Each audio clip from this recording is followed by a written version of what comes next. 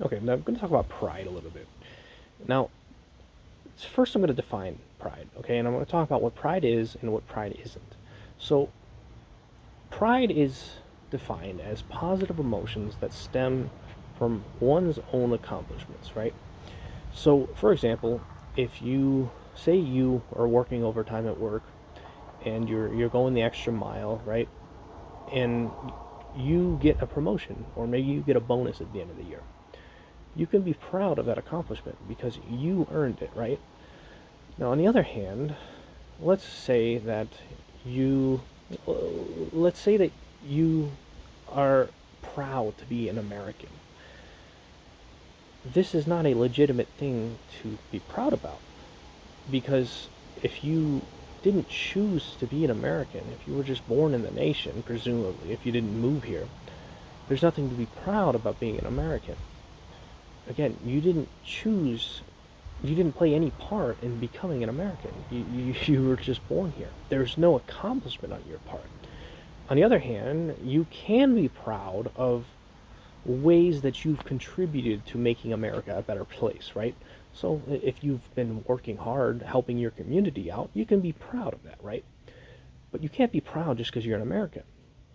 Likewise, you can't be proud because you are gay or because you're a lesbian. It doesn't make any sense. There is no pride found in being part of the LGBT community by itself. But like the national pride example, you can be proud of ways that you have contributed to the freedoms that the LGBT community has earned over the past few decades, right? So if you were out there marching in the gay parades, trying to earn the right to gay marriage, you are absolutely allowed to be proud about that. But we have to be careful about what we're actually proud about. We don't want to be proud because we identify as gay. We're not proud about our identity. We're proud about the accomplishments we have made to improve the lives of other gay people or other trans people, right? The same goes with national pride. Again, we're not proud because we're American. We're proud because we've improved the nation, hopefully, right?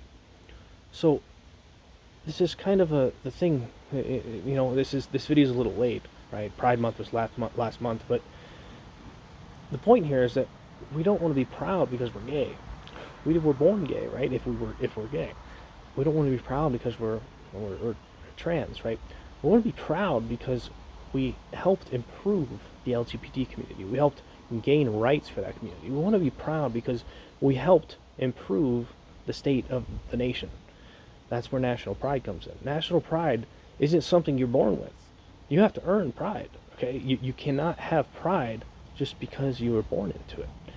So, I'm going to talk about something else I've seen, and it is this desire for a straight Pride Month. It's kind of interesting, right?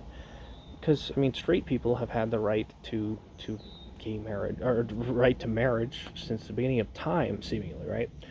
There were no rights that were being restricted from straight people. So how is it that you could be proud to be straight? Should we is there can you be proud about accomplishments that straight people have are there any accomplishments that straight people have achieved? Well, I'm not really sure.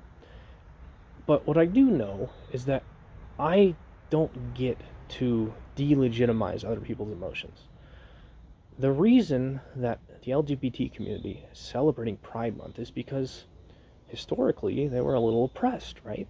And that oppression has rightfully earned celebration, right? They've earned the right to celebration, and I think as time goes on, those celebrations will kind of fade out, right? As the LGBT community is more and more accepted, I think the need for the celebrations will just kind of fade out, right? People won't feel as if they're so necessary. But until then, you have to remind people.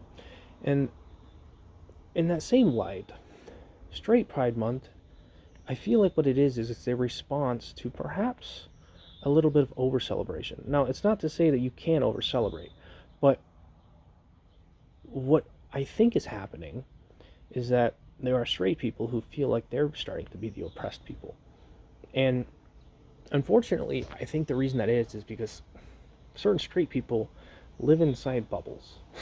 And they live inside information bubbles that create the perception that all straight people are being oppressed by this new pride movement, this LGBT pride movement.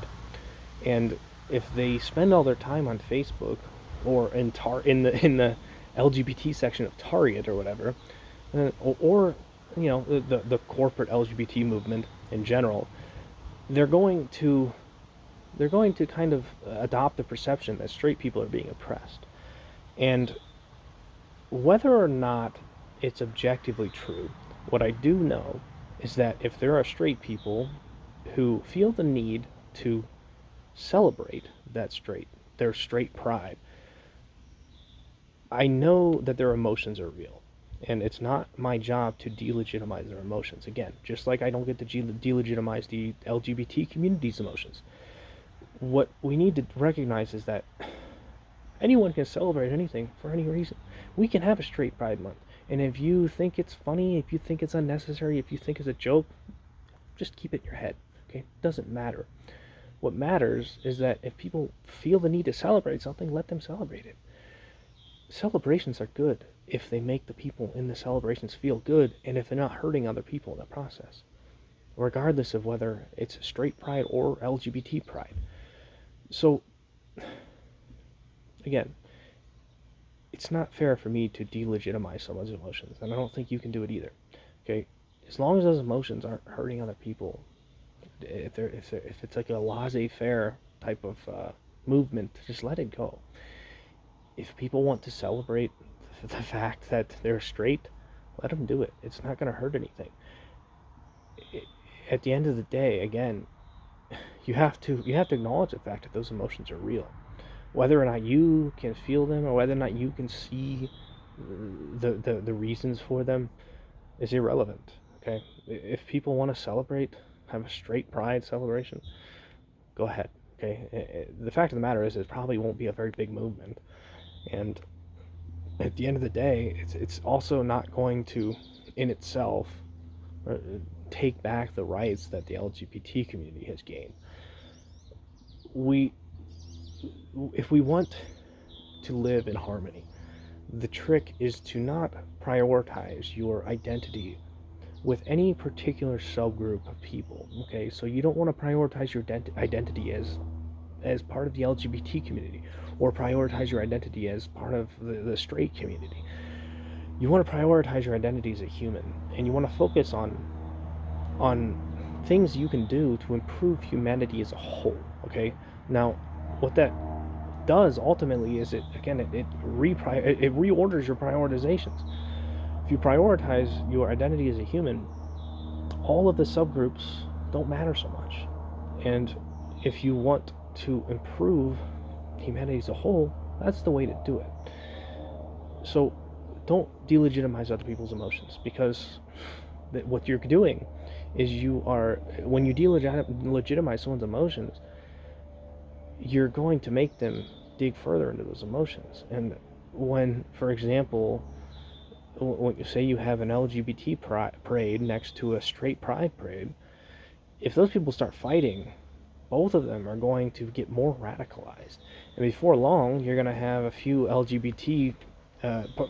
members of the LGBT community from that parade who decide that they need to attack straight people and vice versa, right? That's not what we want.